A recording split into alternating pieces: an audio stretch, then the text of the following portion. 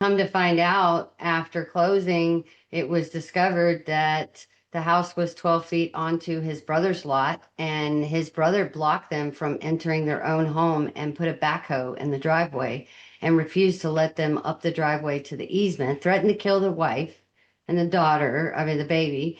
And they never got to move in. But I mean, that could have been easily discovered if they had been working with a realtor who was familiar and could look at those lines and be like, wait a second, it's Oh, crazy. a simple survey would have resolved that issue too. Oh, They yeah. would have discovered that before the property was Well, sold. yeah.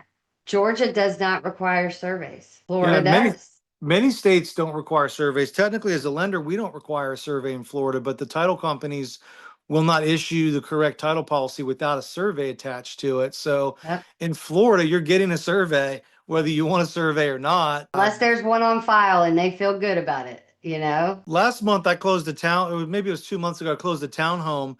Literally no backyard, no front yard. There's a little sidewalk. It's in Orlando. The property is close to Orlando. Very nice townhome community, but nobody has any yard. Still had to get a survey. It was $350. They still had to get a survey.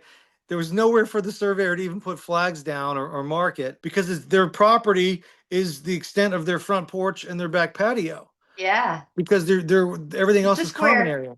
Right. It's just the square right here. And I mean, that's the crazy thing. What if you're on the third floor? You're like one level of that on a 3D scale. You're not even, that's not my parcel. This is, we're all stacked. But yeah, that's crazy. That's crazy. I never thought about that. Importance of a Um, survey, though, it goes to show you what a survey will do for you when you think it's just an added cost. There are important variables that go into those. I mean, if you're buying in a neighborhood where there's plats, it's been subdivided, in order to put a fence up, you really want to get a survey unless you want to deal with a neighbor that you might fight with because they might fight over the property line. But if you are buying a house that was built on family land and subdivided into 2 acre lots from 10 acres, absolutely, I would suggest that you get a survey because this incident can happen.